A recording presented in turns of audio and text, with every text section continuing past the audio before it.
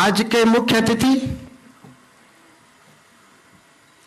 जिनके बारे में बोलने के लिए शब्द मिलते ही नहीं हैं, इतने महनीय, जिन्होंने बाल्यकाल से ही स्वयं सेवक संघ के कार्यक्रम के कार्यकर्ता के रूप में और जब से पूज्य सर संघ चालक के पद पर हैं तब से इसको कितनी गति प्रदान की है। आपको बताऊं, भारत की आत्मा वस्तुतः धर्म है। वह धर्म जो कि संचालक है पूरे भारतवर्ष की नहीं, पूरे विश्व का। भगवान वेद व्यास ने लिखा है, अनादि निधना नित्या वाग सृष्टा स्वयं हुआ आदौ वेदमयी दिव्या यतः सर्वाः प्रवृत्तयः। वो धर्म हमें वेदों से प्राप्त होते हैं, उसके बाद के ग्रंथों में प्राप्त होते हैं। व्यास जी ने लिखा, विदुर जी ने जब धृतराष्ट्र को खूब समझा लिया धर्म के बारे में, राष्ट्र धर्म क्या होता है, राजा का धर्म क्या होता है, समझाते समझाते थक गए, तो उन्होंने कहा मैं इसका निष्कर्ष बताता हूं। तो कुलानी परेशान न समाचरेत श्रूयताम धर्म सर्वस्वम श्रुत्वा चैवावधार्यताम। धर्म के सर्वस्व को सुन लीजिए और उसको ठीक से मन में बैठा लीजिए। आत्मनः प्रतिकूलानी परेशान न समाचरेत, जो अपने लिए प्रतिकूल है वह दूसरे के लिए भी प्रतिकूल है। यह ही धर्म का सर्वस्व है। और माननीय सरसंघ चालक जी का उद्घोष होता है, ये जो हिंदू हैं, सनातन हिंदू हैं, यह सबके लिए हितकारी होते हैं, यह हमारी सनातन परंपरा है। ऐसे उद्घोषों के लिए और निरंतर बहुत सारे से व्याख्यान के लिए जो जाने जाते हैं, हम सबके प्राण हैं, ऐसे पूज्य सरसंघ चालक जी का मैं क्या परिचय करूं। आप चिकित्सक रहे, पशु चिकित्सक रहे आपका क्षेत्र, लेकिन जब राष्ट्र धर्म की बात आती है तो सबसे ऊपर। महिम्न स्तोत्र में पुष्पदंत ने भगवान शिव की स्तुति करते समय कहा कि भगवान आप वरद हैं, हम सबको आशीर्वाद देते हैं, लेकिन आपके पास अपनी पूजा उपासना के लिए क्या सामग्री है? कुछ तो नहीं। मोक्षः खट्वांगम परशुरजिनम भस्म फणिनः कपालम चेतीयत तव वरद तंत्रोपकरणम। आपके पास एक बैल है, एक खट्वांग है जिसमें हाथ रख करके जप करते हैं, आपके पास एक परशु है, एक मृगचर्म है और एक कपाल है भिक्षा के लिए, इसके अलावा कुछ नहीं है। लेकिन सुरास्ताम ताम वृद्धिम दधति भवद्भ्रू प्रणिहिताम नहीं स्वात्मा रामम विषय मृग तृष्णा भ्रमयति। अर्थात देवता लोग सारी सिद्धि, सारी समृद्धि आपके केवल भ्रिकुटी मात्र के हिलाने से प्राप्त करते हैं। क्यों? क्योंकि जो आत्मा राम होता है उसे विषय मृग तृष्णा, विषय की अभिलाषा कभी भ्रमित नहीं करती है। कितने सहज, कितने सरल हैं। कई बार दर्शन करने का अवसर मिला, इसी तरह से मिलेंगे। लेकिन आपके अंदर वो सामर्थ्य है कि कहीं भी भूकंप आया, कहीं कोई हिंदुओं पर आपत्ति आई, एकमात्र संकेत से लाखों लाख स्वयं सेवक कार्यकर्ता पहुंचते हैं और वहां की सारी विपत्ति समाप्त करके उनकी सहायता करते हैं। और विश्व का सबसे बड़ा जो संगठन है उस संगठन के अध्यक्ष हैं, इतने ही विनम्र हैं। ऐसे पूर्व संघ चालक जी का अभिनंदन करने के लिए मैं माननीय डॉक्टर प्रताप विष्णु ठोसर जी, जो स्वाध्याय मंडल के कार्याध्यक्ष हैं, उनसे निवेदन करता हूं, विनती करता हूं।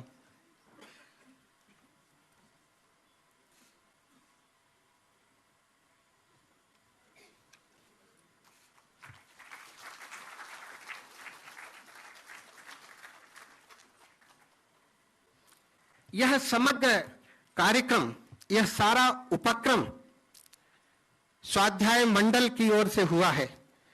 स्वाध्याय मंडल के द्वारा ये वेदों के भाष्य बहुत पहले छपे, दूसरी बार रिप्रिंट हुए, तीसरी बार फोटो प्रिंट हुए, अब पढ़ने लायक नहीं रह गए थे, तो इसलिए सारे कार्यक्रम किए गए।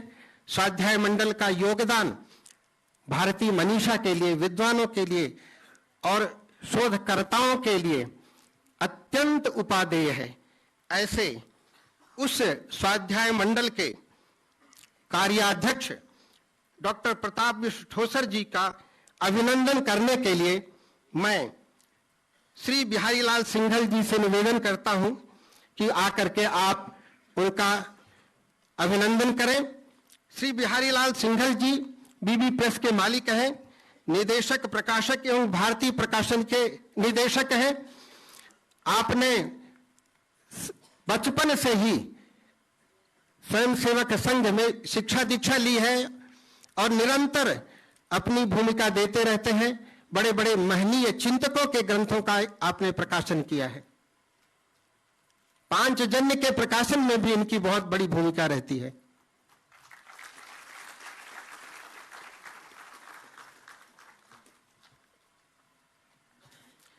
मैं प्रोफेसर देवी प्रसाद त्रिपाठी, जो संपूर्णानंद संस्कृत विश्वविद्यालय के अभी वेद वेदांग विभागाध्यक्ष हैं, उनसे निवेदन करता हूं कि विश्व हिंदू परिषद के केंद्रीय समिति के जो सदस्य हैं, माननीय सदस्य एवं मार्गदर्शक, और जिन्होंने इस समग्र कार्यक्रम को बहुत अच्छी तरह से क्रियान्वित किया है, माननीय श्री दिनेश चंद्र जी, उनका अभिनंदन करें।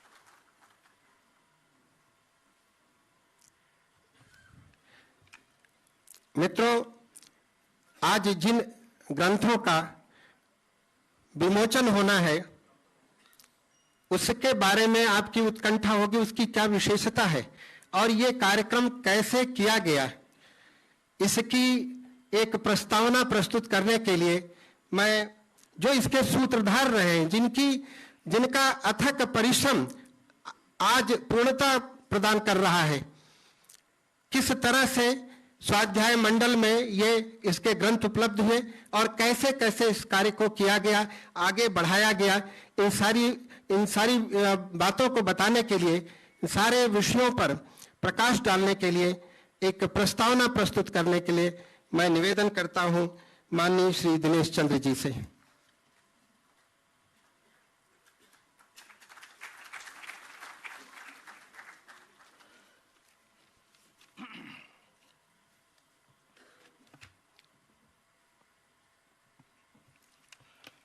ओम कृष्णम वंदे जगतगुरु।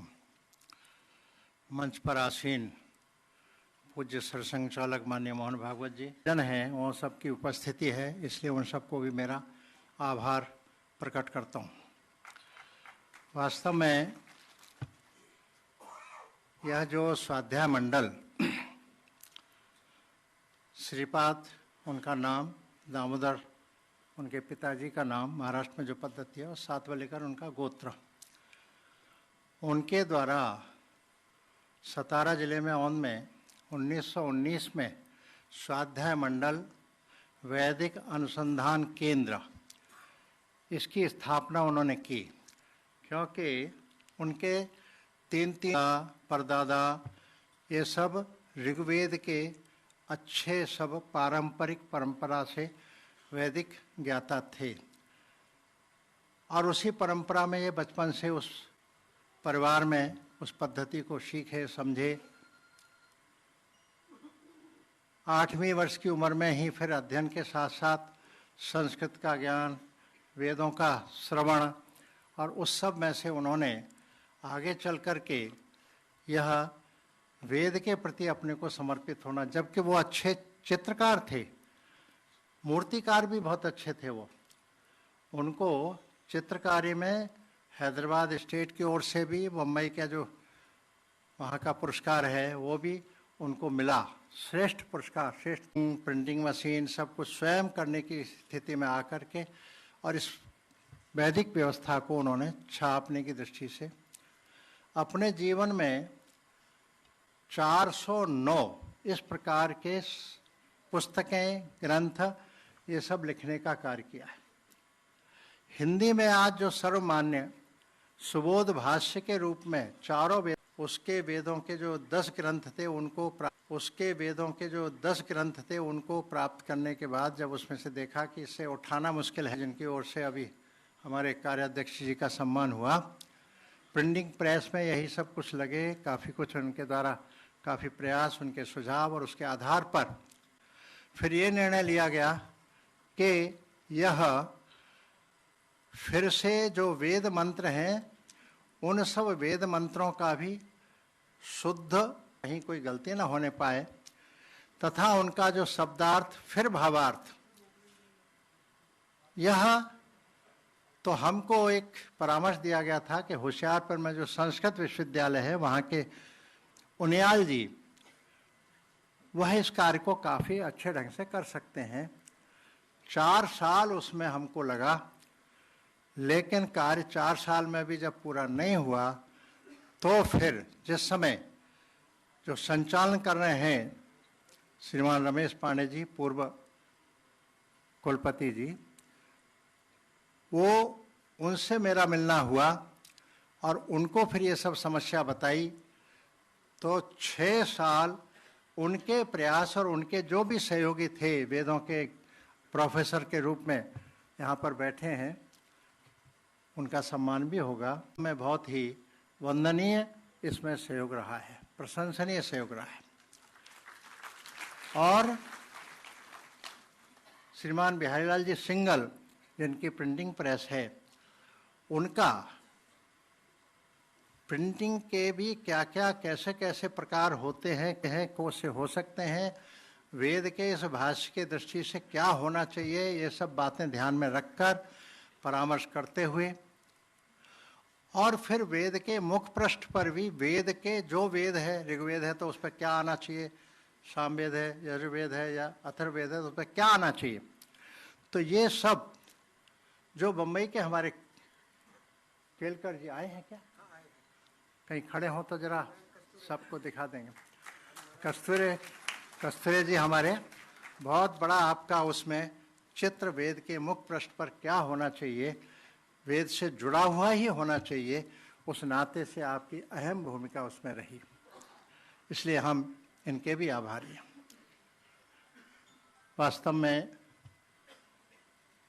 स्वयं सातवलेकर जी कहते थे श्रीपाद जी कि मैंने वेद विदित जीवन रचना को जिया है और जीऊंगा, और वेद के प्रति मेरी पूरी श्रद्धा है, आस्था है और विश्वास है, और इसलिए मैं दृढ़ता से कहता हूं कि मैं निश्चित रूप से 100 वर्ष अवश्य जीऊंगा। और वास्तव में 31 जुलाई 1968 को 101 वर्ष में उनका शरीर श्वास यहाँ पर किला पहाड़ी में लाए, वही स्वाध्याय मंडल का नाम देते हुए ट्रस्ट को कार्य को आगे बढ़ाया। 5 भाषाओं में वेद से जुड़े हुए बहुत सारे विषय पुस्तक के रूप में उन्होंने, तो जिसमें अंग्रेजी है, मराठी है, गुजराती है, हिंदी है, संस्कृत तो है ही है, ऐसे 5 भाषाओं में साहित्य उनका 409 ग्रंथ उनके द्वारा पुस्तक के रूप में तैयार हुए। और जब कुछ विषम परिस्थिति प्रकृति का कुछ इस प्रकार का रहा कि उनकी आयु अधिक हो गई, उनके 2 बेटे थे, बड़ा बेटा उसकी वैदिक रुचि थी, तो उसने कहा कि मैं इसको संभालूंगा। छोटा माधव, उसकी रुचि जरा चित्रकारी में ज़्यादा थी, तो बड़े बेटे ने संभाला। परिस्थितियां कुछ इस तरह की आ गई कि 27 एकड़ भूमि को बेच करके कुछ परिवार की स्थितियों को संभालने की आवश्यकता पड़ी, और उसमें से फिर ये स्थिति आ गई कि केवल 4 एकड़ भूमि शेष रह गई, और जो साहित्य था वो 1-2-3 कमरे बने हुए थे, उसमें फिर सीमित। तो अपने स्थानीय प्रचारक के रूप में मधु कुलकर्णी जी, उनकी बातचीत, जो आज हमारे डॉक्टर साहब बैठे हैं बीच में, उनके साथ बातचीत, फिर ऊपर हमारे सेसर कारवा भी रहे माननीय सुरेश राव केतकर जी, उनसे बातचीत हुई, वो भी इसमें रुचि रखते थे वेद आदि में। तो सुरेशराव केतकर जी के द्वारा मोरोपंत पिंगले जी, जो कि विश्व हिंदू परिषद के पालक अधिकारी थे उस समय, और 1982 में माननीय अशोक सिंघल जी संघ दिल्ली प्रांत के ही प्रांत प्रचारक थे, विश्व हिंदू परिषद को दे दी गए। तो वो विश्व हिंदू परिषद में दायित्व संभाले हुए थे।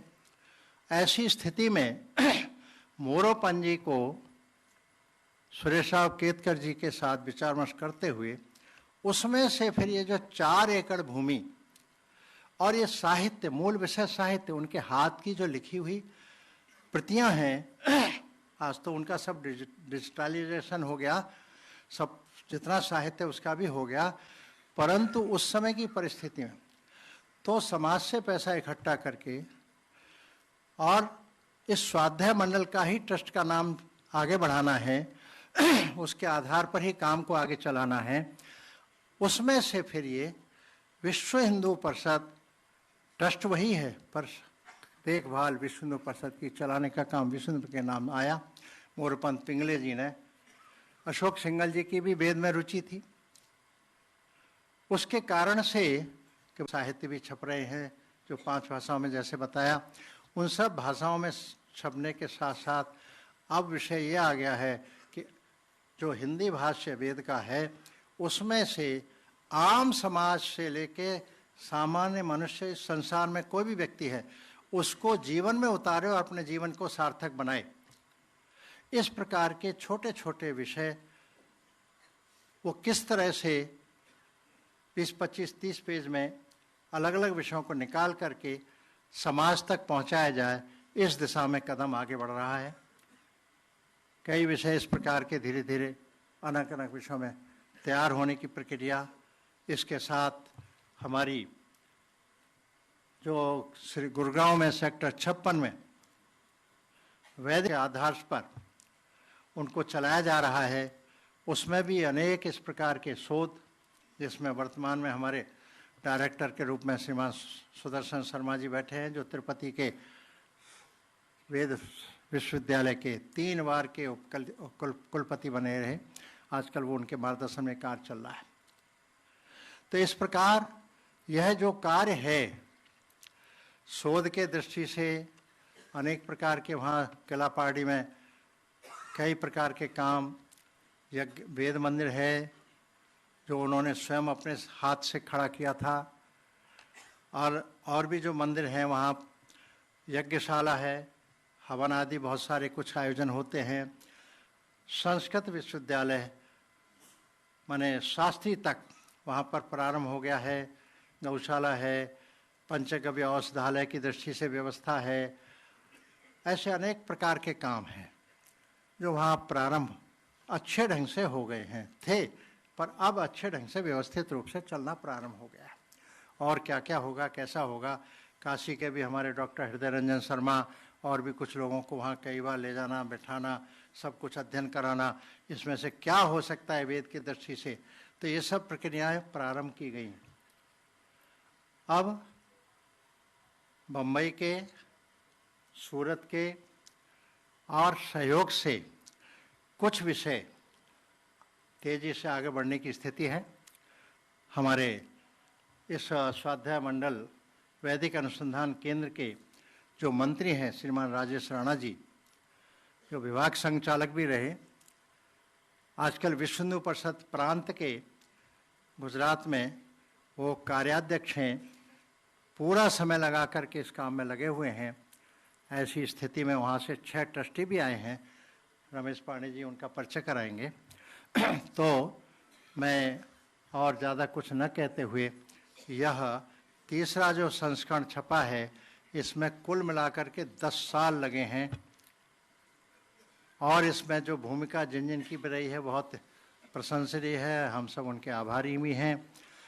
हमारा सौभाग्य है कि तृतीय संस्करण श्रीपाद दामोदर सातवलेकर जी का वेद के चारों वेदों के 10 खंड हैं। उन 10 खंडों के जो मूल्य है, वो मूल्य 25,000 रुपये है। उसके बिहारीलाल जी से और स्वाध्याय मंडल के पदाधिकारियों से बातचीत करने के बाद विषय निकला कि भाई आज जिनको देना है या जो बुक कराएंगे उनको 40% की छूट दे करके 25 की जगह 15,000 रुपये मूल्य में हम दे सकते हैं।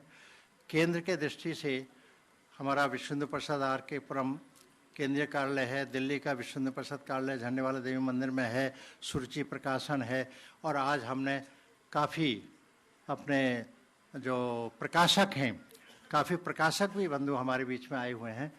राहुल जी हैं, हमारे हितेश जी हैं, हमारे देव प्रसाद त्रिपाठी जी हैं, बिहारीलाल जी हैं, इनके द्वारा आमंत्रित इस प्रकार के प्रकाशकों को, तो उनसे भी बातचीत करके वो भी अपने केंद्र पर रख कर के इन ग्रंथों को बिक्री के रूप में दे सकते हैं और सब बातें हो सकती है। और हम सब का परम सौभाग्य यह है कि इस अवसर पर हम सब के बीच में इस वेद भाष्य का तृतीय संस्करण का विमोचन करने के लिए हम सब के बीच में राष्ट्रीय संस्कृत संघ के पूज्य सर संचालक माननीय मोहन भागवत जी उपस्थित हैं और हमारा परम सौभाग्य है, पूज्य संतों का आशीर्वाद है और बारिश वेद की कृपा है। तो वेद से के कार्य से प्रसन्न होकर के इंद्रदेव भी प्रसन्न हैं, हम सब जानते हैं। और ज़्यादा कुछ न कहता हूँ, अपनी बात पूर्ण करता हूँ। सभी को प्रणाम। ओम।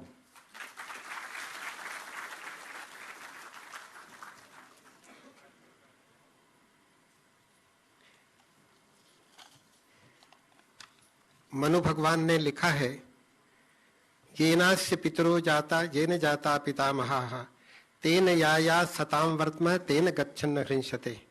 ये भारतीय परंपरा सनातन इसलिए है कि इसकी परंपरा है। परंपरा का अर्थ ही होता है परात परम, परात परम। ये अनादि है, अनिधन है। यह कोई कभी सोचे कि ये सनातन कभी खत्म होने वाला है तो वह उसकी बहुत सीमित सोच होगी। इसकी परंपरा इसी तरह से चलती रहती है और यह निरंतर प्रवहमान है। और आपने सुना, प्रस्तावना में बताया कि जो पद्म विभूषित, वस्तुतः पद्म विभूषित टाइटल श्रीपाद दामोदर शास्त्री के लिए विद्वानों ने जानबूझ के लिखा है कि पद्म के जितने भी अवार्ड हैं, पद्मश्री है, पद्म विभूषण है, पद्म भूषण है, सारे उन्हें प्राप्त थे। इसलिए एक शब्द से, पद्म विभूषित शब्द से उनको यहाँ पर उल्लिखित किया गया है। उनके बारे में बताया कि उनके पिताजी किस तरह के पारंपरिक विद्वान थे। उनसे यह विद्या इन्हें गुरुमुख से प्राप्त हुई, पिता के कृपा से, आशीर्वाद से। पिता के लिए भी कहा गया है कि पिता धर्मः पिता स्वर्गः पिता ही परमं तपः पितरि प्रीतिमापन्ने प्रियन्ते सर्वदेवताः। पिता अगर प्रसन्न हो जाए तो सारे देवता प्रसन्न होते हैं। इसलिए पिता को प्रसन्न करके उन्होंने उनसे इस वेद को प्राप्त किया, जिसको लिपिबद्ध करके हम सब लोगों के लिए दिया। आज उसके लोकार्पण के इस अवसर पर इस सभागार में बड़े महनीय महनीय लोग उपस्थित हैं। माननीय श्री सुरेश सोनी साहब हैं, जिनके बारे में आप जानते हैं। उनके वक्तव्य सुनिए तो पता लगता है कि कितनी भारतीय संस्कृति को किस तह तक उन्होंने समझा है। जब उनका वक्तव्य होता तो श्रोता मुग्ध होता है और अनेक विषयों पर उनके ऐसे अद्भुत व्याख्यान हैं जो एक एक व्याख्यान एक एक शोध प्रबंध के लिए हो सकते हैं। ऐसे हमारे इंदिरा गांधी विश्वविद्यालय के पूर्व कुलपति नागेश राव जी उपस्थित हैं। मैं किनका किनका नाम लूं कि सात्विक प्रवृत्ति हो जाती है। संतों का समागम है यहाँ, ऐसे अवसर में विलंब नहीं करना चाहिए। जिस कार्य के लिए हम यहाँ उपस्थित हैं, ये वेद 4 वेद हैं, ऋग्वेद, यजुर्वेद, सामवेद, अथर्ववेद। ऋग्वेद के 4 भाग हैं। यजुर्वेद के यद्यपि 2 भाग पहले थे, हमने उसको एक में किया पढ़ने की सुविधा के लिए। इसी तरह सामवेद के भी 1 भाग में प्रकाशित किया। अथर्ववेद के 4 मिलकर के ये 10 खंड में 8000 पृष्ठों का यह ग्रंथ है, जिसका वजन ही लगभग 16-17 किलो है। तो एक बार उठा 18 किलो वजन है, 8000 पृष्ठ। और पृष्ठ भी जरा हमारे जो बिहारीलाल सिंघल जी हैं, उनका जैसा स्वास्थ्य है वैसे स्वस्थ है, हृष्ट पुष्ट पृष्ठ भी है। उसमें मजबूती से लगाया कि 100 वर्ष तक इसमें कुछ भी विकृति न आए, बड़े मन से उन्होंने इसके मुद्रण का कार्य किया है। उस ग्रंथ के लोकार्पण के लिए मैं निवेदन करता हूं परम पूज्य सरसंघ चालक जी अपने कर कमलों से इसका विमोचन करें।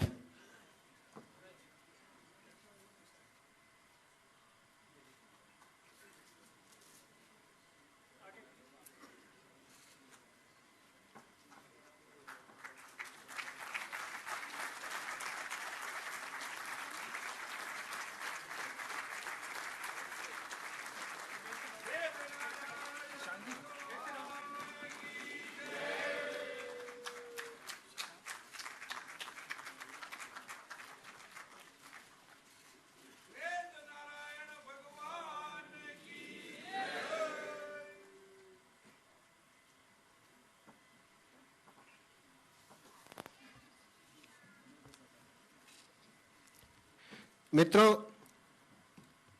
बड़ा ही प्रबुद्ध वर्ग यहाँ आज उपस्थित है, इसलिए मैं एक बात कहते हुए अपने को रोक नहीं पा रहा हूं। बहुत बड़े आचार्य हुए अभिनव गुप्त जी। अभिनव गुप्त ने लिखा है कि हमारी जो बुद्धि है ये ऊपर उठ उठ करके, ऊपर चढ़ करके एक नए नए अर्थ तत्व को प्रकाशित करती है और थकती नहीं है। इसके पीछे का कारण क्या है? तो उन्होंने लिखा इसके पीछे का कारण हमारे गुरुओं की परंपरा है। गुरुओं ने जो परिश्रम किया अपने शिष्यों को दिया, शिष्यों ने उसे आगे बढ़ाया। तो हमारे यहाँ दो तरह के वंश की प्रथा है। एक को कहते हैं कि जन्मना, जन्म का वंश, और दूसरा है गुरु का वंश। तो ये भी कहते हैं कि जो जन्म का वंश है उससे श्रेष्ठ गुरु का वंश माना जाता है। वंशो द्विधा विद्या जन्मना च। ये विद्या इसी तरह से गुरुमुख से आती है। गुरु के सानिध्य में बैठ करके, भगवत गीता में भगवान कहते हैं नहीं ज्ञानेन सदृशम पवित्रमिह विद्यते तत्स्वयं योग संसिद्धा कालेन आत्मनि विन्दति। फिर वो पहले बताते हैं कि कैसा गुरु होना चाहिए, कैसा शिष्य होना चाहिए। तद विद्धि प्रणिपातेन परिप्रश्नेन सेवया। आप उसको जानने के लिए कैसे करेंगे? शरणागत होंगे, सेवा करेंगे, जिज्ञासा भाव रखेंगे। तद विद्धि प्रणिपातेन परिप्रश्नेन सेवया उपदेक्षन्ति ते ज्ञानम। वो ज्ञान का उपदेश करेंगे कौन? ज्ञानिनस तत्वदर्शिना। ज्ञानी भी होंगे, साक्षात तत्वदर्शी भी होंगे। तत्वदर्शी नहीं है, केवल ज्ञानी है, वो पर्याप्त नहीं है। इसलिए गुरु के लिए कहा गया, शंकराचार्य भगवत पाद ने लिखा, पहले प्रश्न किया को गुरु, फिर कहा अधिगत तत्व, फिर आगे जोड़ा शिष्य के प्रति समर्पित रहता है, क्योंकि वो चाहता है कि हमारी ये विद्या शिष्य के द्वारा और आगे बढ़े। सर्वत्र जयमिच्छेद शिष्यात् पुत्रात् पराजयम। हर जगह जीत हर व्यक्ति चाहता है, लेकिन पुत्र से पराजय मिले उस हार में भी जीत समझता है। शिष्य से भी गुरु को पराजय मिले तो गुरु अपनी पराजय नहीं, उसे अपनी विजय मानता है। यह हमारी परंपरा है। इस परंपरा में अब हमारे गुरुओं ने, वस्तुतः ये भगवान वेद भगवान की स्वयं कृपा थी कि वो इस रूप में प्रस्तुत होने का ये समय चुना हुआ था। बहुत परिश्रम किया गया, लेकिन जब तक भगवान की कृपा नहीं होती है, जब तक वेद भगवान की कृपा नहीं होती, तब तक वो अवतरित नहीं होते हैं। तो जिन विद्वानों ने इसमें अपना, जैसा भाई साहब ने बताया कि अमूल्य सहयोग दिया है, उनके सम्मान का क्रम है। मैं क्रमशः बुलाऊंगा, आप इधर से आएंगे, माननीय पूज्य सरसंघ चालक जी के कर कमलों से अपना सम्मान पत्र प्राप्त करेंगे और फिर उधर से जाएंगे। प्रोफेसर देवी प्रसाद त्रिपाठी जी, जो कि श्री लाल बहादुर शास्त्री विश्वविद्यालय के वेद वेदांगा अध्यक्ष हैं और वास्तुशास्त्र तथा ज्योतिष विभाग के अध्यक्ष हैं, ज्योतिष के प्रकांड पंडित हैं। प्रोफेसर गोपाल प्रसाद शर्मा, एक पीछे ही रहिए, उनके हटने के बाद फोटो तक में जाएंगे, हमने वही समझाया। प्रोफेसर गोपाल प्रसाद शर्मा जी,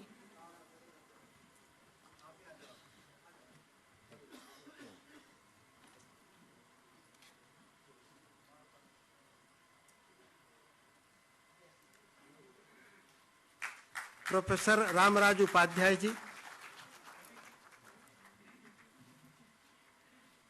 प्रोफेसर गोपाल प्रसाद पूरे भारतवर्ष के नहीं, पूरे दुनिया के अकेले ऐसे विद्वान हैं जिन्होंने संपूर्ण वेद का घनपाठ टंकित करा दिया है। अद्भुत विद्वान हैं। रामराज उपाध्याय जी कर्मकांड और वेद के, सामवेद के विशेषज्ञ विद्वान हैं। प्रोफेसर शिवशंकर मिश्र जी, प्रोफेसर शिवशंकर मिश्र जी लाल बहादुर शास्त्री राष्ट्रीय संस्कृत विश्वविद्यालय के शोध विभाग के अध्यक्ष हैं। न्याय शास्त्र के पारंपरिक विद्वान हैं और प्रकाशन कला निपुण हैं। इन्होंने प्रकाशन में बड़ी सहायता की है। प्रोफेसर रामसलाई द्विवेदी जी,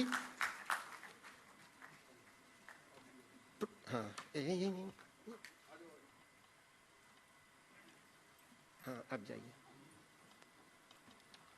प्रोफेसर रामसलाई द्विवेदी जी अद्भुत वैयाकरण है, परंपरा से काशी में इनका अध्ययन हुआ है। प्रोफेसर रामानुज उपाध्याय जी,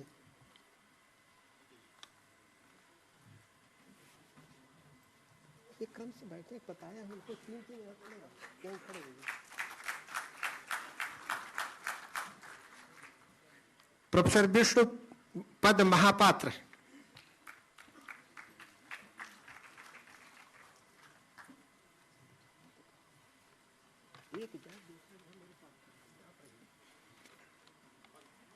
ये परम नैयायिक है। प्रोफेसर महानंद झा जी मिथिला परंपरा और काशी परंपरा के अद्भुत नैयायिक।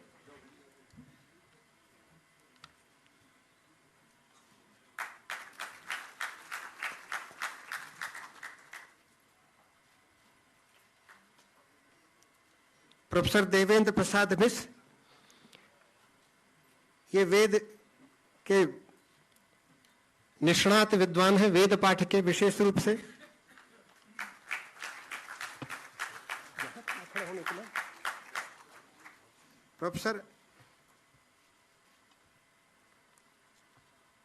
प्रोफेसर हनुमान मिश्र जी, ये श्री लाल बहादुर शास्त्री राष्ट्रीय संस्कृत विश्वविद्यालय के वेद विभाग के आचार्य हैं और काशी में पंडित पट्टाभिराम शास्त्री जी के नाम से स्थापित वेद विद्यालय के छात्र हैं। प्रोफेसर रामचंद्र शर्मा जी, यहाँ मेरे पास खड़े रहिए, यहीं अब जाइए। प्रोफेसर रामचंद्र शर्मा जी न्याय दर्शन के पारंपरिक विद्वान हैं। डॉक्टर देवानंद शुक्ल जी, देवानंद शुक्ल जी वैयाकरण हैं और संगणक भाषा विज्ञान के अद्भुत पंडित हैं और केंद्रीय संस्कृत विश्वविद्यालय में उपनिदेशक हैं। डॉक्टर देशबंधु शर्मा,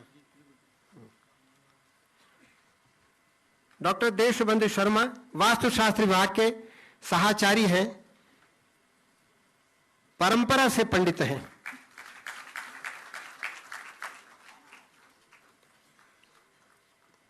डॉक्टर प्रवेश व्यास, ये भी वास्तुशास्त्र के सहाचार्य हैं।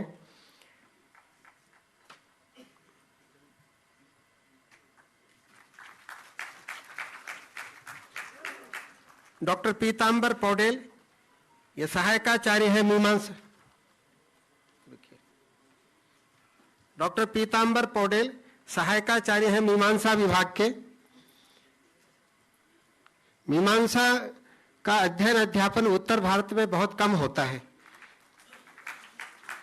सौभाग्य से मेरे विश्वविद्यालय में ये विभाग है।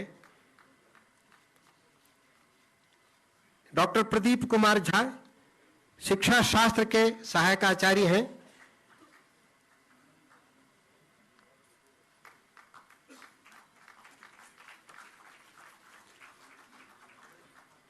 डॉक्टर धर्मपाल प्रजापति व्याकरण विभाग के सहायक आचार्य।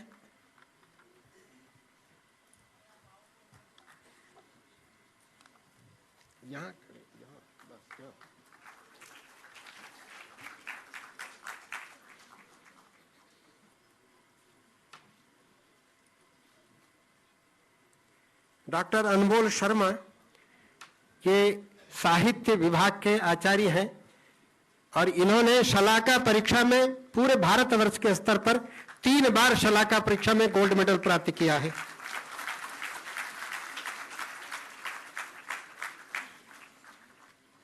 डॉक्टर सौरभ दुबे ये लाल बहादुर शास्त्री संस्कृत विश्वविद्यालय के साहित्य विभाग के आचार्य हैं और इनकी शिक्षा श्रृंगेरी विद्यापीठ में हुई है, राजीव गांधी परिसर केंद्रीय संस्कृत विश्वविद्यालय। डॉक्टर दीपक वशिष्ठ,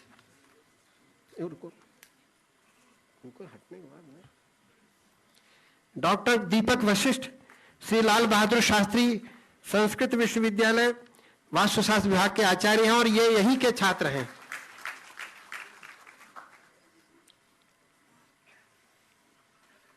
डॉक्टर राजेश कुमार गुर्जर ये मीमांसा विभाग में सहायकाचार्य हैं और इन्होंने तिरुपति में अपना अध्ययन किया और इस लाल बहादुर शास्त्री में अध्यापन कर रहे हैं।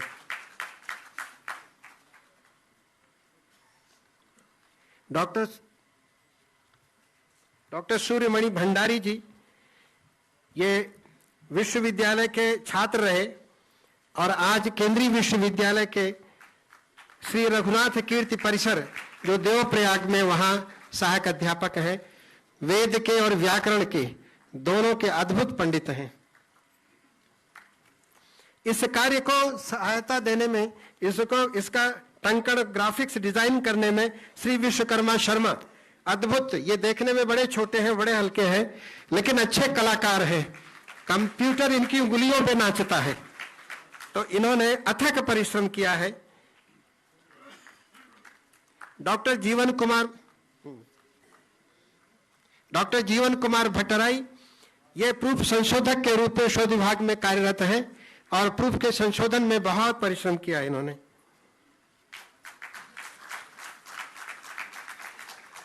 इस वेद भाष्य के प्रकाशन में, इसके प्रकाशन मुद्रण में सहयोग प्रदान करने वाले अपने विचारों से श्रीमान महेश भाग चंद्रका जी का शोक प्रस्ताव घर पे हो गया था, इसलिए उपस्थित नहीं हो पाए। वो न्यासी हैं अशोक सिंघल फाउंडेशन के, उन्होंने बहुत परामर्श दिया है। प्रोफेसर सानंद सिंह जी हैं जो सतीश चंद्र वलिया कॉलेज में प्रोफेसर हैं और ग्रुप ऑफ कॉलेजेस के प्रबंधक हैं। शिक्षा के क्षेत्र में इन्होंने बहुत काम किया है और निरंतर करते रहते हैं। इनकी विशेष रुचि है वेदों में। मुझसे पूछते रहते कि कब उसका लोकार्पण हो और मेरे पुस्तकालय में वो ग्रंथ उपस्थित हो। पुस्तक प्रेमी है, विद्या प्रेमी है। श्रीमान बिहारीलाल सिंघल जी, श्रीमान बिहारीलाल सिंघल जी जो इसके प्रकाशक हैं, बीबी प्रेस के मालिक हैं, निदेशक प्रकाशक हैं भारत प्रकाशन के। ये तो संगठन से जुड़े हुए हैं प्रारंभ से।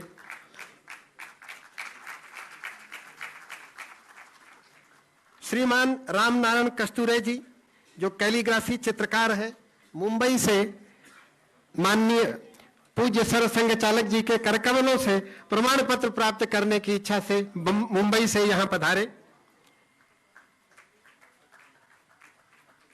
वेदों के आवरण चित्र जो हैं वो सब इनकी कल्पना से हैं।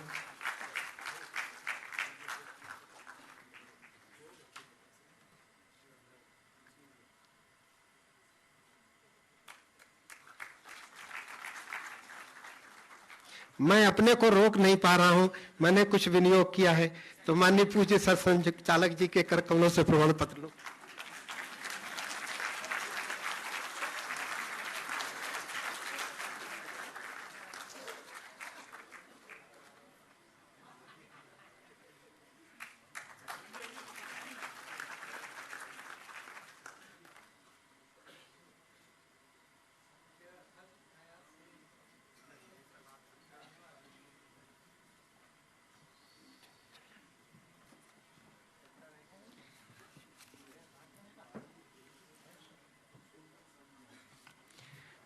विद्वानों को कुछ नहीं, आदर सत्कार चाहिए, पढ़ाने के लिए शिष्य चाहिए।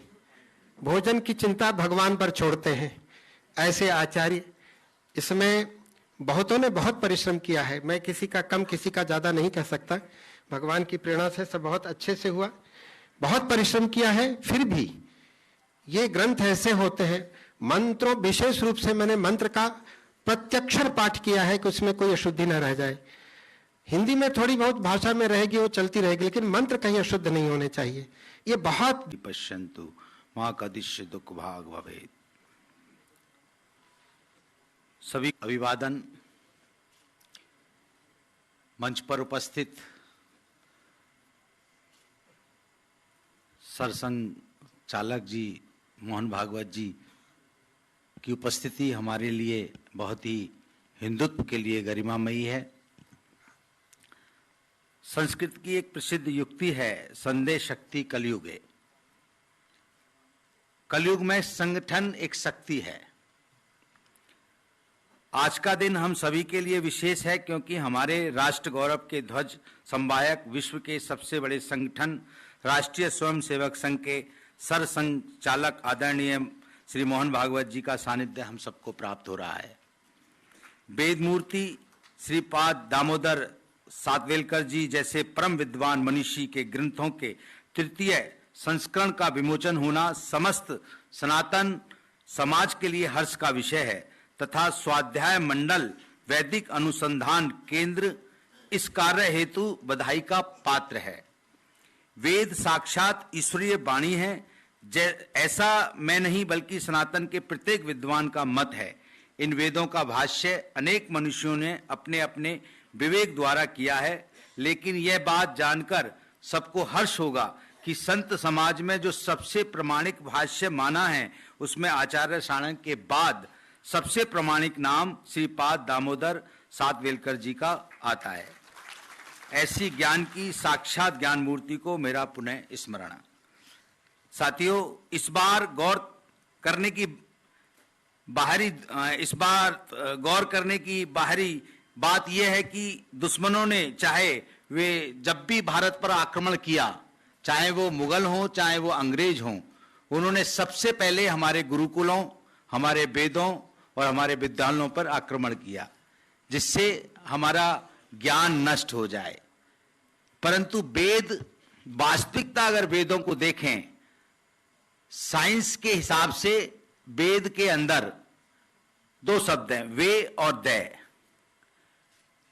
जो देह के अंदर से आपको विकार मुक्त कर दे, आपके अंतःकरण में जो विकार हैं, वेद की एक एक ऋचा जब आप अध्ययन करते हैं, वेद के एक एक मंत्र को जब आप अपने अनुसरण में लेते हैं, तो आपके शरीर के अंदर से 5 ज्ञानेंद्री, 5 कर्मेंद्री, मन और बुद्धि विकार मुक्त हो जाती है।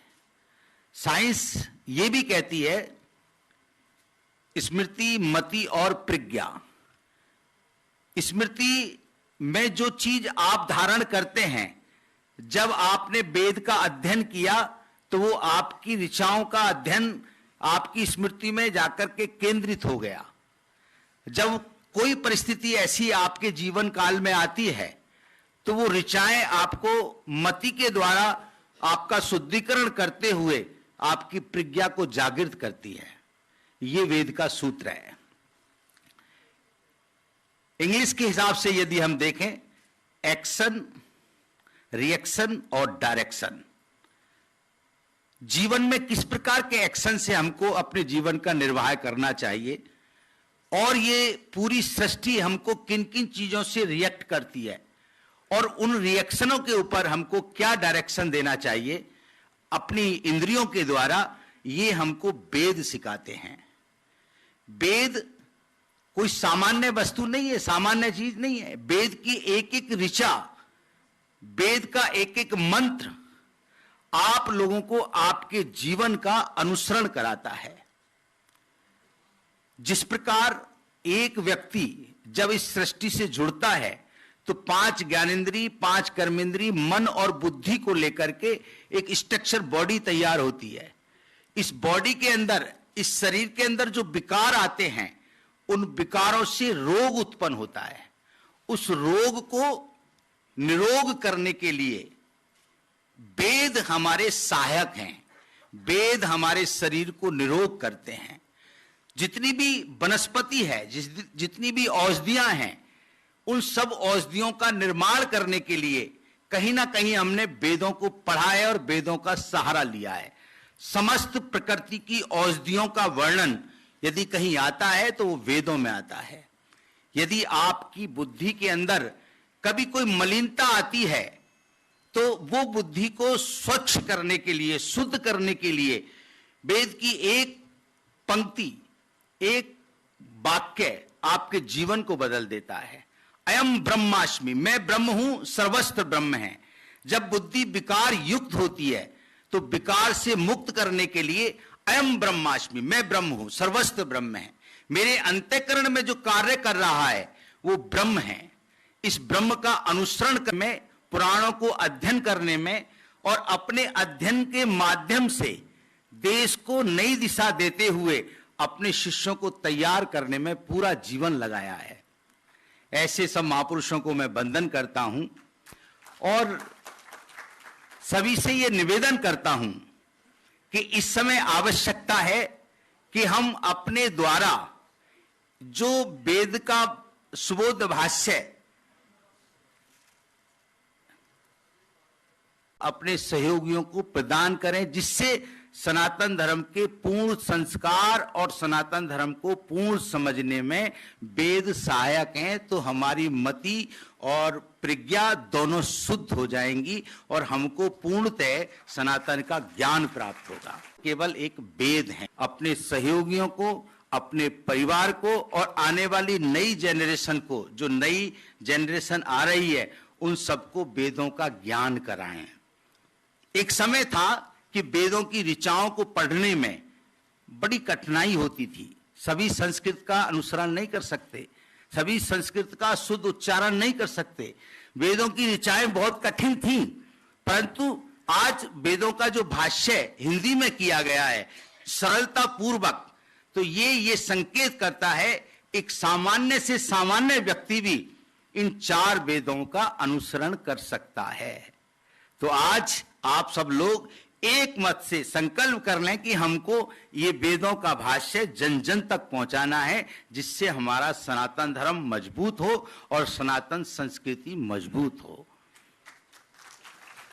तो मंच पर उपस्थित सभी महानुभूतियों को, यहाँ पर जो प्रखंड विद्वान आए हुए हैं, जिन्होंने अपना पूरा जीवन काल सनातन धर्म को जानने में, सनातन धर्म के संस्कारों को जन जन तक पहुंचाने में लगा दिया है, ऐसे महापुरुषों को, ऐसे विद्वानों को मैं नमन करता हूं और बहुत बहुत साधुवाद देता हूं।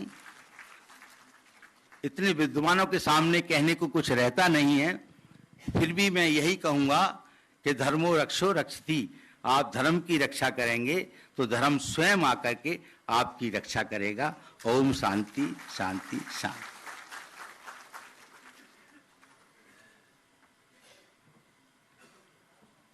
मित्रों, मैंने कहा था ना, जिसके जीवन में संत का सानिध्य नहीं, उसके जीवन में बसंत का कोई पता नहीं। अगर संत नहीं तो बसंत नहीं, अगर संत है तो जीवन पूरा वसंतमय है, ये जान लीजिए। क्योंकि इतनी सहजता से वेद का क्या उपयोग आप कर सकते हैं। और आज ऐसा अवसर है जब विशेष डिस्काउंट के रूप में 40% में मात्र मिल रहा है। ये केवल आज के लिए है, इतने वेद तो होंगे नहीं, लेकिन आप बुकिंग जरूर कर सकते हैं, आरक्षित कर सकते हैं। महाराज जी, स्वामी जी जो सूत्र सुना रहे थे प्रज्ञा के बारे में, वो भट्टतौत का एक श्लोक है महाराज जी, मूल वहां है उसका। उन्होंने लिखा, स्मृति रतीत विषया मतिरागामी गोचरा बुद्धिस्तात्काल की गेया। 3 तरह के काल है, एक भूत है, एक भविष्यत है, एक वर्तमान है। तीनों से बुद्धि का संपर्क है। जो अतीत से संबंध रखती है उसको स्मृति कहा, भविष्य से जो संबंध रखती है उसको मति कहा, और वर्तमान से जो संबंध रखती है उसको बुद्धि कहा। स्मृति रतीत विषया मतिरागामी गोचरा बुद्धिस्तात्काल की गेया प्रज्ञा त्रैकालिका मता, त्रैकालिकी मता। तो तीनों मिल करके अर्चन ननु स्वराष्ट्रम, हाँ, वयम जागरे पुरोहिता, वयम राष्ट्रे जागरियाम पुरोहिता। तो राष्ट्र की अर्चना करना ये परम धर्म है। महाराज जी ने जैसा बताया, आज के इस अवसर पर स्वाध्याय मंडल के जो ट्रस्टी गण आए हैं, उनमें श्रीमान महेंद्र भाई भट्ट जी हैं, जो स्वयं सेवक संघ के प्रचारक रहे। संस्कार धाम कर्णावती के ट्रस्टी व उपाध्यक्ष हैं, स्वाध्याय मंडल के मार्गदर्शक हैं, और दूसरे महेश भाई काकड़िया संघ स्वयंसेवक संघ के ये प्रचारक हैं और हीरा उद्योग से जुड़े हुए हैं। स्वाध्याय मंडल में प्रकाशन विभाग देखते हैं। और श्रीमान कल्पेश भाई धनाड़ी जी हैं, ये आर्यावर्त पुनरुत्थान एक संस्था है जिसमें शिक्षक हैं और 11 साल से निःशुल्क वेदाध्ययन करा रहे हैं। दूसरे मेहुल मेहता जी हैं, स्वाध्याय मंडल के द्वारा संचालित जो संस्कृत महाविद्यालय है उसके अध्यापक हैं। वरुण दवे जी हैं, बड़े माने उत्साही हैं, स्वाध्याय मंडल के भूतपूर्व ऋषि कुमार हैं और यहाँ यूपीएससी की तैयारी कर रहे हैं दिल्ली में रह करके, अभी जिनको सम्मानित भी किया गया। और ये इनका जो स्वयंसेवक संघ में रहने का लाभ है वो निरंतर मिलता रहता है स्वाध्याय मंडल को। और ऐसी स्थिति है कि इस कार्यक्रम में बिना धन्यवाद ज्ञापन के कार्यक्रम आगे नहीं बढ़ता है।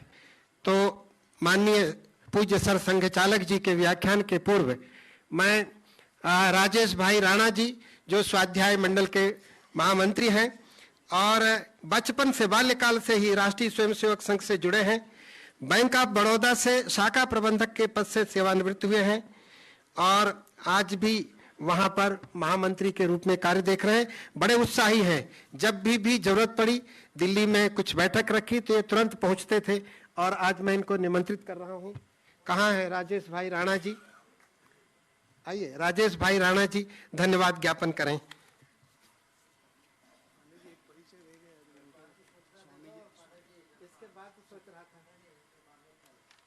एक और बड़ी महत्वपूर्ण सूचना है कि माननीय पूज्य सर संघ चालक जी के वक्तव्य तो जलपान से भी बड़ा माधुर्य देने वाला है, ये तो निश्चित है।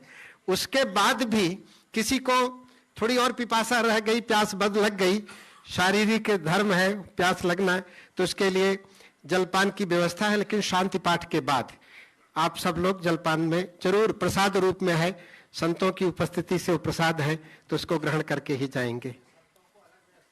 हाँ, संत गण जो है उनसे नम्र निवेदन है कि उनकी अलग व्यवस्था है, वहां प्रसाद प्राप्त करेंगे। आप बोल देंगे? अच्छा, हाँ, अभी परम पूज्य स्वाध्याय मंडल के ट्रस्टी परम पूज्य अक्षयानंद सरस्वती जी महाराज यहाँ उपस्थित हुए हैं। मैं उनके चरणों में प्रणामांजलि अर्पित करता हूँ।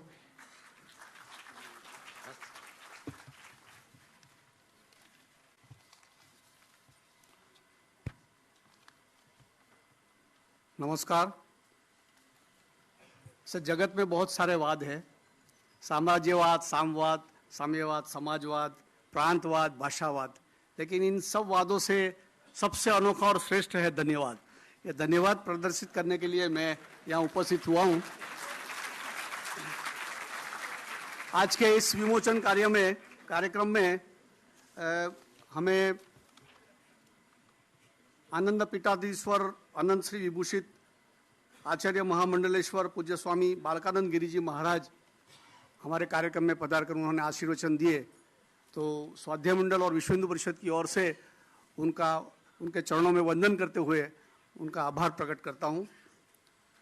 और मुख्य अतिथि के रूप में परम पूज्य सरसंघ चालक जी अपना उत्साह बढ़ाने के लिए यहाँ आए हैं और ये विमोचन कार्य में ये नए जो वेद प्रकाशित हुए हैं उनका विमोचन किया, तो उनका भी मैं अंतःकरण पूर्वक आभार मानता हूँ। फिर माननीय दिनेश जी, डॉक्टर ठोसर साहब और बाकी जो मंचासीन रमेश भाई पांडे साहब है जिनका पूरा ये प्रकाशन में सहयोग रहा, उनका भी मैं आभार प्रकट करता हूँ। इस कार्यक्रम में सहयोग देने वाले सभी विद्वान मित्रों का भी मैं आभार प्रकट करता हूँ। इसमें वेद भाष्य के सभी 10 खंडों के संशोधन एवं संपादन करने वाले विद्वान, फिर वेद भाष्य का टंकण एवं ग्राफिक्स का कार्य करने वाले विशेषज्ञ और वेद भाष्य के प्रकाशन एवं मुद्रण में सहयोग प्रदान करने वाले सभी महानुभावों का मैं अंतःकरणपूर्वक आभार प्रकट करता हूं। और इस कार्य में विश्व हिंदू परिषद दिल्ली प्रांत के सुरेंद्र गुप्ता जी और उनकी टीम ने सहयोग दिया हुआ है, तो उन सबका भी मैं आभार प्रकट करता हूं। और साधु संत महात्माओं के आशीर्वचन से ही ये कार्यक्रम सफल होता है, तो ऐसे सभी साधु महात्मा यहाँ पधारे हैं, उनका भी मैं उनके चरणों में वंदन करते हुए आभार प्रकट करता हूँ। और कार्यक्रम की प्रसिद्धि के लिए जो टीवी मीडिया वाले और प्रिंट मीडिया वाले भी जो आए हैं, उन सभी पत्रकार बंधुओं का भी मैं आभार प्रकट करता हूँ।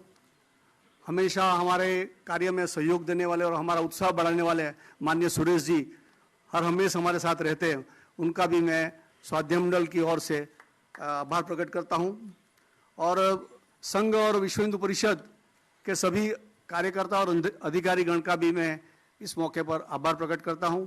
और हमारे निमंत्रण को स्वीकार करते हुए दूर सुदूर से आए हुए हमारे वेद प्रेमी और स्वाध्याय मंडल प्रेमी सभी भाइयों बहनों का भी आभार प्रकट करता हूं। धन्यवाद। धन्यवाद।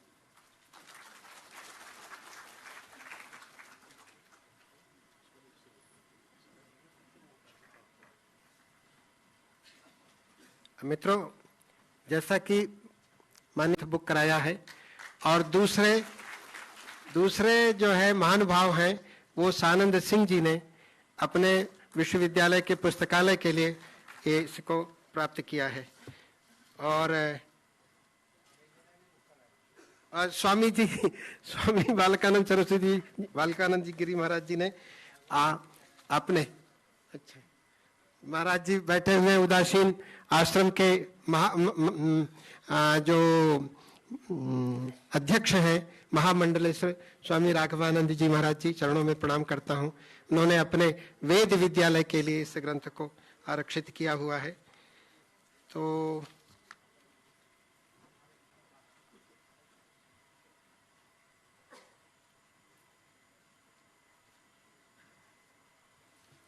अब वह घड़ी हमारे सामने है जिसको सुनने के लिए हम सब लोग आतुर हैं। ऐसे मुख्य अतिथि माननीय पूज्य सर संघ चालक जी से निवेदन करता हूं कि अपना मुख्य उद्बोधन उस मंच से इधर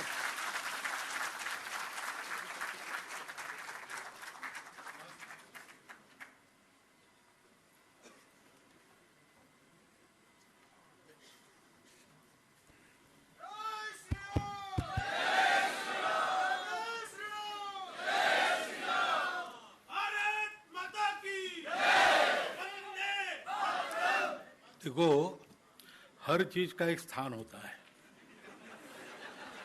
वो नारों का भी स्थान है, वो ये नहीं है।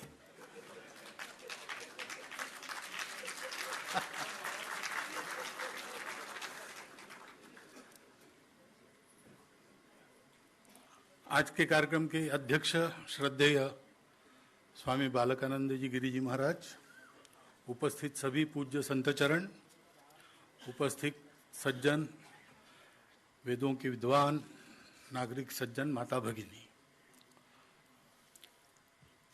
उत्साह बढ़ाने के लिए मैं आया हूं। वेदों के बारे में बोलना मेरा अधिकार नहीं है, परंतु अब जहां संघ ने मुझे बिठाया है वहां मुझे बुलाते हैं, मेरे आने से उत्साह बढ़ता है तो काम हो गया, लेकिन बोलने के लिए भी कहते हैं तो फिर बोलना पड़ता है।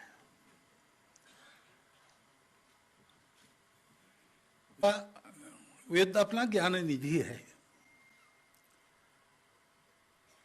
और ये वेद हम जानते हैं कि ये लिखे नहीं गए, ये सोचे नहीं गए, ये देखे गए। मंत्र दृष्टा थे ऋषि, उन्होंने ये सब देखा। तो प्रश्न मन में आता है कि ये ऐसे मंत्र पुस्तकों के पन्ने आते हैं क्या सामने? ऐसा उसका अर्थ नहीं है। सारी दुनिया ये तो मानती है, सारी दुनिया की सब धार्मिक परंपराएं और विज्ञान का पहला रूप ध्वनि था। तो बाइबल में भी कहा है कि पहले वर्ड ही था, वर्ड ही भगवान था। तो पहली हलचल जो हुई, निष्पन्द ब्रह्म व्यक्त ब्रह्म हुआ, व्यक्त ब्रह्म में आया, तो उसकी हलचल हुई और हलचल से ध्वनि उत्पन्न होती है। तो सारी दुनिया ये ध्वनियों की बनी है, जिसको अपने आप परंपरा में शब्द है स्वर, स्वरविद ऋषि ऐसा कहते हैं।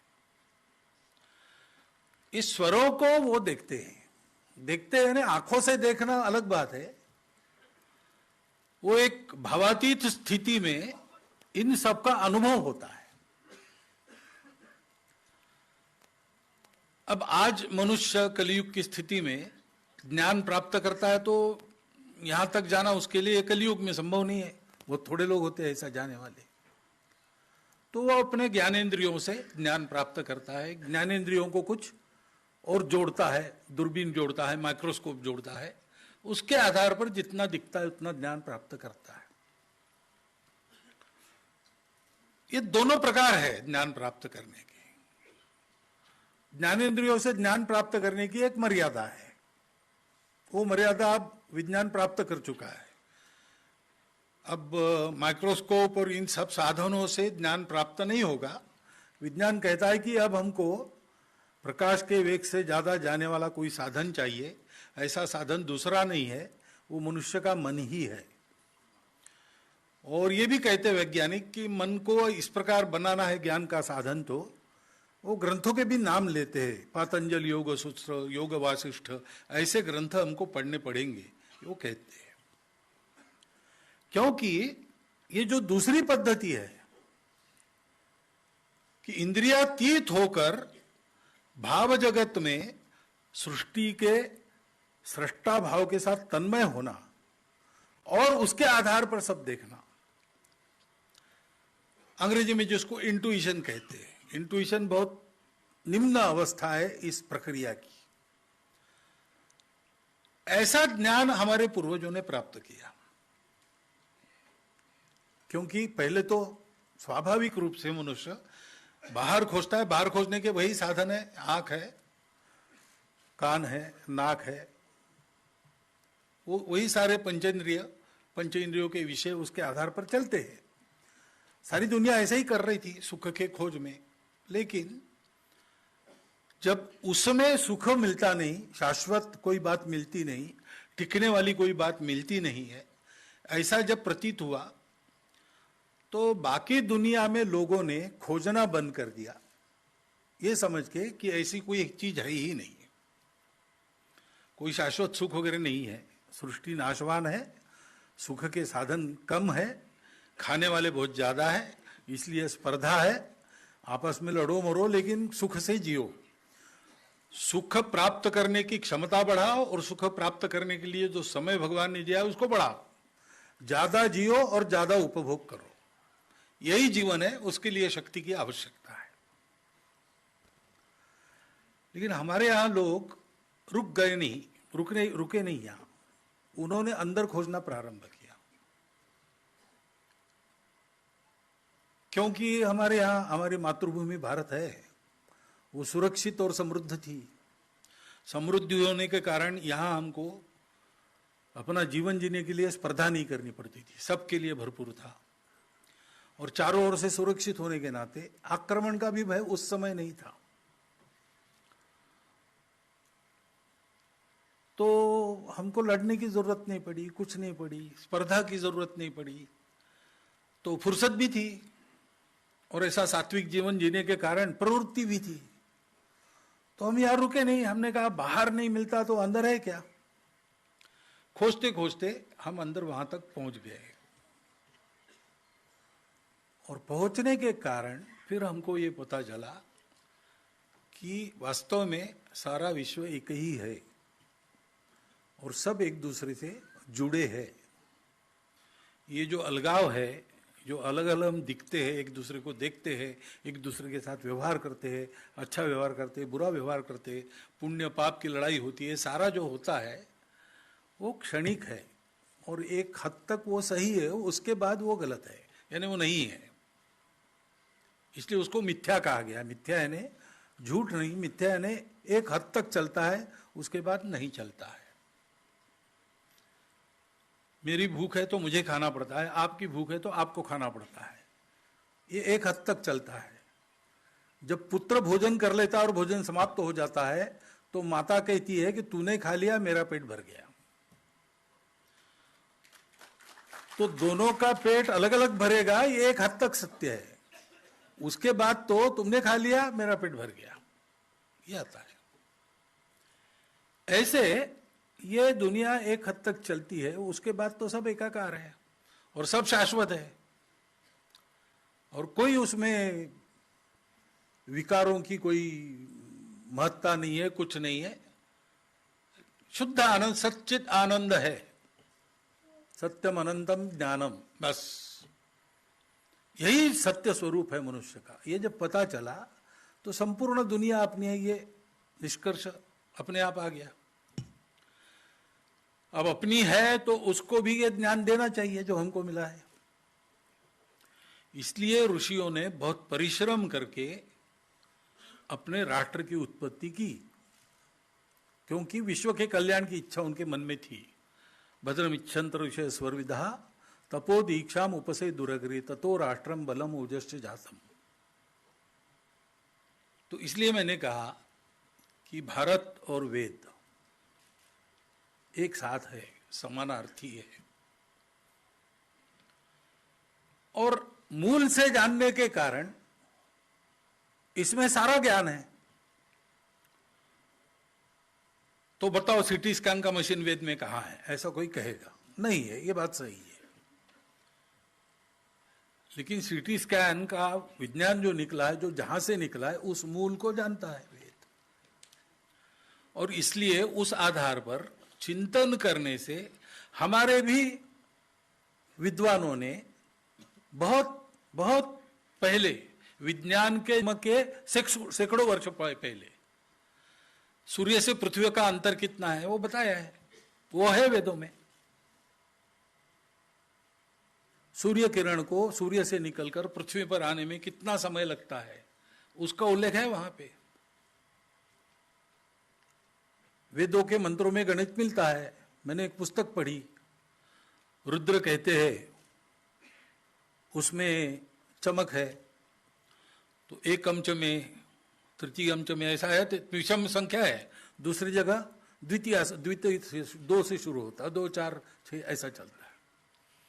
तो पुस्तक बताती है कि एक अंश में वगैरह घन और घनमूल का फॉर्मूला है, क्यूब और रूट, और वो 2, 4 वाला जो है वो वर्ग और वर्गमूल का फॉर्मूला है। उन्होंने गणित करके बताया, पूरी एक छोटी सी पुस्तिका। अब ये है उसमें। तो इसलिए हम वेदों को ज्ञान निधि कहते हैं, और वो केवल भौतिक जीवन का निधि नहीं है, आध्यात्मिक जीवन का भी निधि है। इसलिए संपूर्ण समाज के लिए जीवन विद्या वेद है। इसलिए हम कहते वेदोखिलम धर्म मूलम, क्योंकि जीवन की धारणा धर्म के कारण होती है। एक मनुष्य जीता है, उसको स्वस्थ रहना है, उद्यान चाहिए। शरीर, मन, बुद्धि, आत्मा के साथ रहे तब आदमी जीवंत रहता है। ये बिगड़ गया संतुलन, संबंध, तो विक्षिप्त हो जाता है, समाप्त हो गया तो मर जाता है। ऐसे ही मनुष्य को भगवान ने पेट दिया है तो भरना है, इंद्रिय दिया है तो उनकी जो स्वाभाविक भूख है उसको पूरा करना है। सामान्य मनुष्य को तो यही है, आहार निद्रा भय मैथुनंच, ये छूटा नहीं है, पशुओं के साथ वो भी है। तो उसके लिए अर्थ पुरुषार्थ है, काम पुरुषार्थ है, इसकी मान्यता है अपने यहाँ। लेकिन ये हमको उपभोग के तरफ न ले जाए, ये हमके जीवन के सार्थक के तरफ ले जाए, सत्यबोध की तरफ ले जाए। इसलिए जो अनुशासन चाहिए, इनमें जो संतुलन रखना चाहिए, धर्म उसको देता है और मोक्ष की तरफ ले जाता है। इसलिए चारों पुरुषार्थों को जब हम बोलते हैं उल्लेख करते हैं तो पहले धर्म का नाम लेते हैं, धर्मार्थ काम मोक्षं च विन्दति। क्योंकि मोक्ष प्राप्त करना है तो भी धर्म का अनुशासन चाहिए। और संन्यास आश्रम में ऐसा है, मैं सुनता हूं, आपको ज्यादा मालूम है कि अगर सन्यासी को समाज में रहना है तो नियम है, हिमालय में जाकर साधना करनी है, वनों में एकांत में साधना करनी है, तो सन्यासी सब धर्मों के ऊपर है। क्योंकि धर्म सबकी धारणा करता है।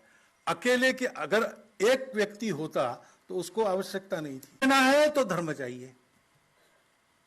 ये धर्म ऐसे सबको जोड़ता है, जोड़े रखता है, ऊपर उठाता है, उन्नत करता है और श्रेय की ओर ले जाता है, प्रेय में से श्रेय की ओर ले जाता है। इसलिए धर्म सारे जीवन का आधार है। उसके अनेक अर्थ भी है। इसलिए फिर जीवन ठीक रहने के लिए जो कर्तव्य करने पड़ते हैं उसको भी धर्म कहा है। राजा धर्म है, पुत्र धर्म है। जीवन ठीक चलने के लिए साथ में रहना है तो एक दूसरे के स्वभाव का परिचय होना चाहिए और जिसका जो स्वभाव है उसके आधार पर उससे व्यवहार करते हुए उसको ठीक रखते बनना चाहिए। इसलिए स्वभाव को भी धर्म कहा गया है। पानी का धर्म है बहना, अग्नि का धर्म है जलाना। लेकिन इस धर्म का ज्ञान वेदों से आता है, क्योंकि वेदों का मूल सत्य में है। इसलिए हमारे यहां कहते हैं अपौरुषेय है, ये भगवान के निश्वसित है। यानी सृष्टि हुई, उसके साथ उसके स्वर आए तो वेद भी आए। उनको देखा होगा बाद में चाहे, लेकिन वो पहले से है, उसी की सृष्टि बनी है। और वो आया तो उसके साथ धर्म भी आया। ऐसे ये वेद है और ऐसे ये होने के कारण इसको समझना ये कठिन बात है सामान्य व्यक्ति के लिए, विद्वानों के लिए भी कठिन है। ये मैं कह रहा हूं, मेरा अधिकार नहीं बोलने का। क्या बोले ऐसे विषय में, हमारे जैसे लोग क्या बोले, लेकिन बोलना पड़ता है। ज्ञानेश्वर महाराज ने कहा है, व्यासाधिकान से उन्मेख रहाटती देथ शासंक। व्यास जैसे महर्षियों के उन्मेष, नवोन्मेष शालिनी उनकी प्रतिभा, वो जिसमें शासंक होके इधर उधर भटक रही, वहां तेथ मी ही रंक एक चावड़ी की, वहां मैं एक सामान्य मानुस, मैं सामान्य आदमी बड़बड़ कर रहा हूं, ऐसा ज्ञानेश्वर महाराज कहते हैं। तो ऐसा करना पड़ता है, तब करना पड़ता है। परंतु इसका अर्थ, अब ये अर्थ भी बुद्धि की बात नहीं, केवल वेदों का अर्थ जिसको प्रतीति है वो ठीक बता सकता है। संत तुकाराम महाराज हो गए तो उन्होंने ऐसा कहा, वेदांचा अर्थ आम्हासीच ठावा। वेदों का अर्थ हम ही जानते हैं, क्योंकि वेद जहां से आए हैं उसके साथ जो साक्षात है वो जो बताएगा वो अर्थ है। तो जो वेदों का जीवन जीते हैं, वेदों का जीवन जीने वाले जो है वो अर्थ बताएंगे तो फिर ठीक होगा। और हमने सुना भी, सातोळे जी का जीवन वैसा था, सातोळेकर जी का। उन्होंने वेद शास्त्र के अनुसार अपने जीवन का निर्वाह किया, तो उनको उसके बारे में एक अनुभूति थी और इसलिए वो कह सके कि मैं 100 वर्ष पूरे करके फिर जाऊंगा। कुर्वन्ने वेह कर्माणि जीजी विशेष छतसमा, ये हमारी घोषणा है, वैदिक घोषणा उपनिषद में। तो उन्होंने उसके आधार पर कहा और वैसा करके दिखाया। वो उनका लिखा हुआ भाष्य, सुबोध भाष्य, वो अगर प्रमाण भाष्यों में एक माना जाता है तो उसमें आश्चर्य की कोई बात नहीं, क्योंकि उनकी वो गति थी उसमें, अनुभव के आधार पर, प्रतीति के आधार पर थी। उसको, क्योंकि ऐसे जो लोग होते हैं वेदों को दुनिया से उनका कोई प्रयोजन न रहने के बाद भी एक स्वाभाविक अपनेपन की जो लोकोद्धार की उर्मी रहती है, उसके लिए वो अपना जीवन जीते हैं। इस दुनिया से उनको लेना देना नहीं है तो भी अपना कर्तव्य यहां पर करते हैं। तो उन्होंने ये लोगों के जानकारी के लिए, उनका ज्ञान बढ़े, उनको परिचय ठीक हो, अर्थ पता चले, जीवन कैसे जीना ये पता चले, इसलिए ये सारी बातें ली। सर्वतोपरि हमारे लिए सुगम है और उपयोगी है, क्योंकि वेदों में सारी बातें हैं। संगठन का उल्लेख बहुत बार हुआ, तो संगठन मंत्र भी वेदों में, संगच्छध्वम संवदध्वम। हम संघ में नित्य बैठक के प्रारंभ में वो कहते हैं। संगठन कैसे बांधना, इसका एक फॉर्मूला है, वो थोड़े शब्दों में, जिसके लिए हम 20-20 दिन के वर्ग लगाते और भाषण देते रहते हैं, और सूत्र रूप में उसमें बताया। ऐसी बहुत सी बातें उसमें हैं, सब प्रकार के शास्त्र उसमें से निकाले जा सकते हैं। अंग्रेजी में कहते हैं डिराइव, उसमें लिखे नहीं है, लेकिन आप उसका मनन करेंगे तो आप उन शास्त्रों को फिर से जीवित कर सकोगे। उसका अवगाहन करेंगे तो हर एक शास्त्र में अवगाहन करने की आपकी प्रतिभा पूर्ण बनेगी। ऐसे यह ग्रंथ है, और इसलिए स्वाध्याय मंडल पारडी को वास्तव में हम सब लोगों ने केवल हृदय से धन्यवाद नहीं देना चाहिए, वो कैसा आगे बढ़े इसको भी देखना चाहिए, क्योंकि इतना उत्तम कार्य उन्होंने किया है कि हमारा जो श्रेष्ठ का बहुत ज्यादा प्रश्न नहीं था। लेकिन वो ऐसे हो गए कि जर्मन ग्रंथ, स्पेनिश ग्रंथ, अंग्रेजी सारे ग्रंथ मुखोद्गत थे उनके। वो बता सकते थे, बात करते, विद्वान आते थे, बात करते थे। वो उधर जाओ, वो एक नीला पुस्तक है अलमारी में, नीला, उसको निकालो, उसके 500वें पेज पर चौथी लाइन वो पढ़ो, प्रमाण मिल जाएगा। इतना उनका था। वो अपने को ज्ञानेश्वर महाराज की कन्या कहते थे। उन्होंने अपनी जो ग्रंथ रचना की है उसमें उन्होंने विश्व के सारे पंथ संप्रदायों के मूल में वेद कैसे है ये सब प्रमाण दिखाया है। तो जो जानकार है वो जानते हैं, और जो जानकार नहीं है वो अपनी अपनी बुद्धि के अनुसार वाद विवाद करते हैं। वाद विवाद में हमको जाना नहीं, उससे किसी का फायदा नहीं। लेकिन हम लोग श्रद्धालु है, हमारे पास ये निधि है, ये हम जानते हैं, तो उसके आधार पर हम उसको पढ़ें, हम उसको जीवन में उतारे, और जितने अधिक लोगों को उस ज्ञान का लाभ दे सकते हैं, उनका जीवन वैसा बना सकते हैं, उतना करें। इस दृष्टि से आज फिर से इन सब ग्रंथों का बहुत सुंदर रूप में मुद्रण फिर से हुआ है। ये हम सब लोगों के लिए एक अत्यंत बड़ी बात है। ऐसा कहते हैं कि सनातन धर्म के उत्थान का समय आया है, हम देख ही रहे, योगी अरविंद ने घोषित किया था। इस तरफ सारे विश्व का रुख भी बदल रहा है, बन रहा है, ये भी हम जानते हैं। तो इस प्रक्रिया में मैं समझता हूं कि ऐसा एक सुबोध भाष्य तीनों वेदों का सातोळीकर जी जैसे आधिकारिक व्यक्ति के द्वारा लिखा हुआ, वो फिर से हमको सुव्यवस्थित रूप में प्राप्त होना, ये भी एक अपने लिए संकेत है और अपने लिए आगे बढ़ने के लिए बहुत बड़ा साधन है। उसका हम सब लोग लाभ ले, इतनी प्रार्थना करता हूं और मेरे 4 शब्द समाप्त करता हूं।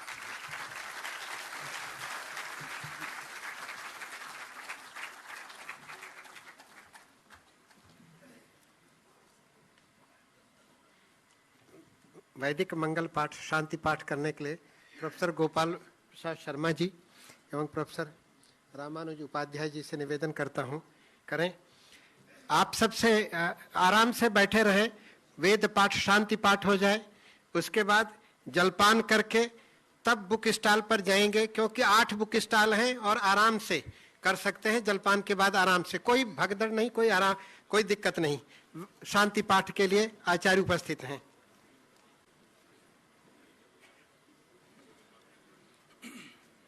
द्यौः शान्तिरान्तरिक्षगो शान्तिः पृथिवी शान्तिरापः शान्तिरोखादयः शान्तिः वनस्पतयः शान्तिर्विश्वे देवाः शान्तिर्ब्रह्म शान्तिः सर्वगो शान्तिः शान्तिरेव शान्तिः सामा शान्तिरेधि तो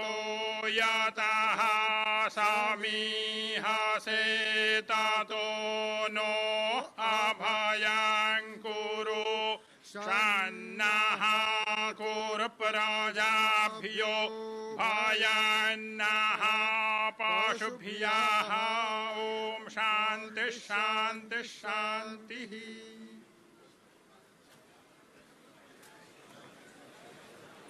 अब ये सभा यहीं समाप्त होती है, पूर्णता को प्राप्त करती है। धन्यवाद।